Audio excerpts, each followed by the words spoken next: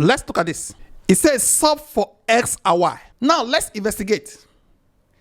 We're going to call this one equation 1, call this one equation 2. But there is log here. So because of the log, I will go with equation 2 first before I come back to equation 1.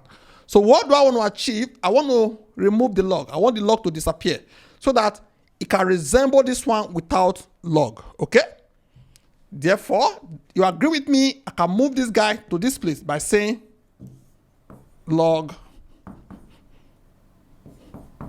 this raised to power this minus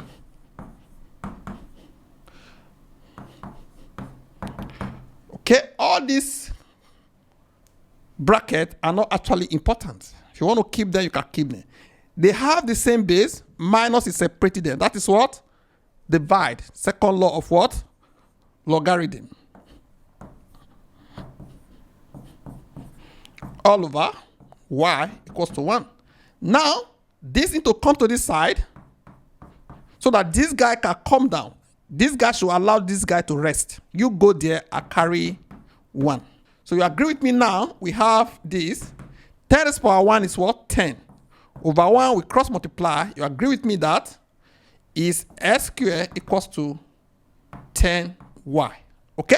Because of this now, I don't want to solve for x. Because if I solve for s now, we have this. Square root of 10y. I don't want this. I don't want this. I don't want. So because of that, I will better solve for y by dividing both sides by 10. Because it doesn't matter the y you solve for first. So y therefore is equals to s squared over 10. Okay? So now that we have this, let's go check the first equation, which is 3x plus 2y equals to 20. 3x plus 2y equals to 20.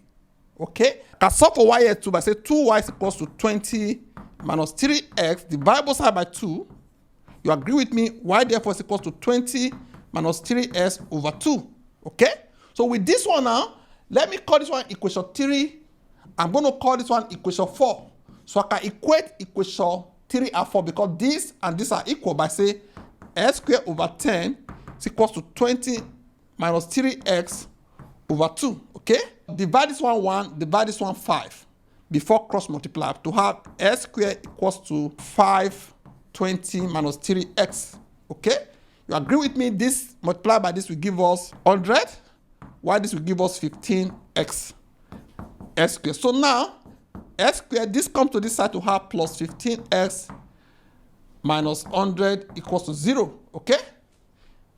If you work this quadratic equation out, you agree with me, you're going to have plus 20x minus 5x 100 equals to 0. So from here now, take s out, 20 equals to 0. Okay, this and this will come together. We have 20 equals to 0. Therefore, s here, you agree with me, s equals to 5 or s equals to minus 20. So now, I want to retain this, go get any of the equation, either this or this, to find y. So I'm going to use this one. That is y equals to s squared over 10. Y equals to s squared over 10. Now, when s equals to 5, y is equals to 5 squared over 10. So you can see I'm putting 5 in place of x. That is 25 over 10, which can make 2.5 if you want to simplify further.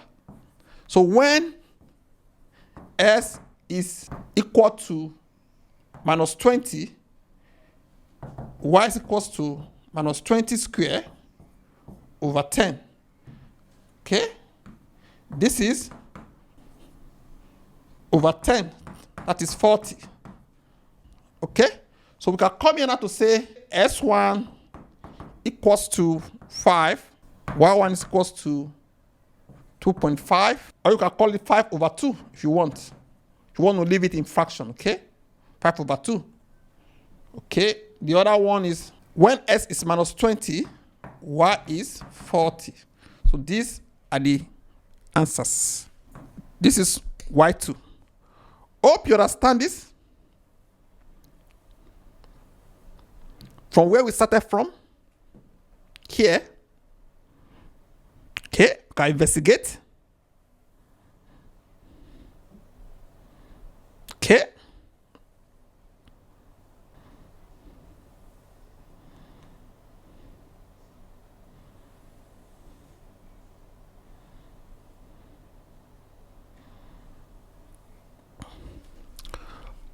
Hope this understood.